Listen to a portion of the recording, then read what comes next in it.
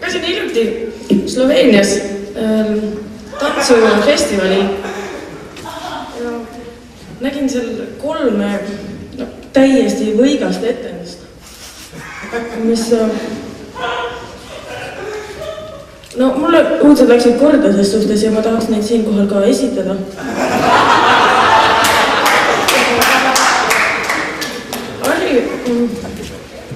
Miks mul need võikused võib-olla lähevad korda praegu, on oluline teada, sest ma ei ole mingi sadist või nii. Muidugi ma eelistaksin kassi tapu asemel kassi elustada, aga iseenesest ma olen proovinud neid tükke kokku lappida, ei anna. Et jah, seda ei õpetatud. Aga just, et need võikused, need õudused, mul on tunne, need ikkagi need samad võnked, mis teevad neid, panevad tegema siin neid häid asju. Panevad samamoodi tegema siin neid halbu ja koledaid. Ja ma arvan, et see õudus on õudselt siiras asi. Et see tuleb ikkagi kogu südamest. Ja teine hea pluss on selle puhul, et sa ei saa kunagi öelda, et jah, mulle nii õudselt meeldis, nii tore. Nüüd oled sina sadist. Sa ei saa sulle öelda, et mulle nagu ei meeldinud, sest see on ilmselge, et sulle ei meeldinud. Aga jah, esimene etendus oli, mille nimi oli, sloveeni keelne nimi oli Obogaten Oran, ilmselt tähendab see, ma ei tea, rikastatud uraan või midagi nii. Etendus oli iseenesest selline, kus seal oli, mulle õudselt meeldis see liikumiskeel ja nii, et mis võlu, seal oli mingi loomad ja nii lõppkogudes nad said kõik materdada ja nii ja see kass ja siis ta oli see koer, mida ta ratsutas selle koera peal ja siis ta lõpus ta saagis selle pooleks, mis on nagu väga efektne. Et siis esiteks koreograafi nime siin kirjas Ratka Slavovitš, et ma siis tema tantsevisin esiteks teile.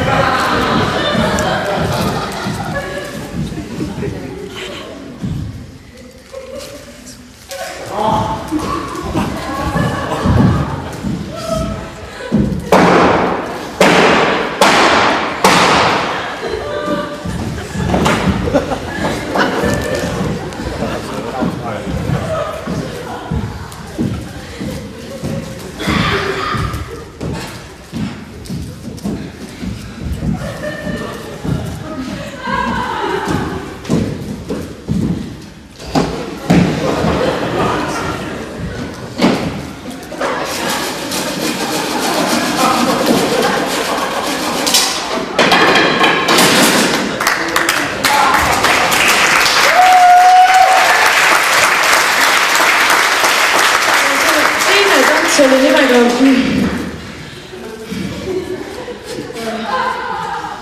keeruline, ma ei jäi kunagi meelde.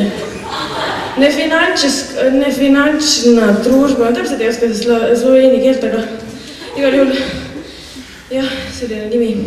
Koreograaf siis Janušek Murjak. Ka selline ime ja kaunis lugu, mis jällegi mind nagu erutas see, seal oli see liikumiskeel oli iseenesest täiesti. Keset lava oli selline imekaunis naine, sest tema tegevus oligi see, et rahuldas ennast, masturbeeris siis laval.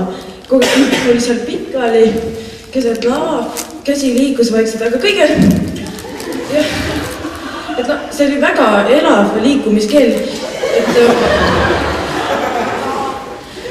kuidas see käsi täpselt liigub ja kuidas see muutub intensiivsemaks ja väga huvitav. Ja taga taustal oli siis selline lamp või voor, mis siis kuidagi oli seotud nagu selline kontakt ja nad suhtlesid omavahel, et kui põles kollane tuli, siis oli selline hingetõmbepaus.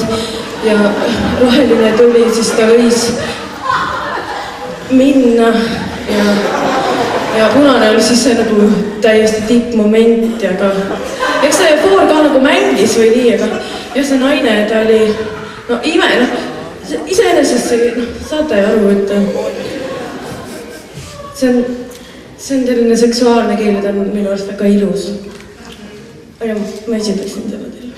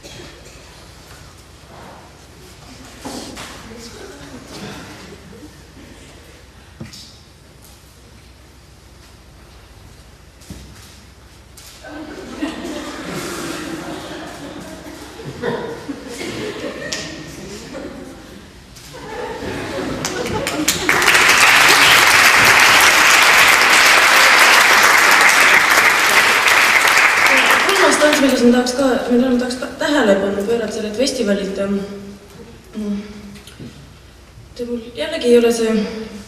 Seal tegeleti jälle siis selle elustamisteemaga. Ma koreograafi nimed asjad ei mäleta. Igal olid mingid lihatükid olid laval ja siis selgelt need sealihatükid, nad üritasid neid kokku panna. Ja seal oli 2 tüüpi ka, aga eks ta... Põhimõtteliselt siis mulle helistas ema ja ma nagu lõpuni ei näinudki, et kas siga ärkas ellu või mitte. Et jah, kahjuks. Kui ma lõppu ei näe, ma saan sellist poolikut tööd esitada.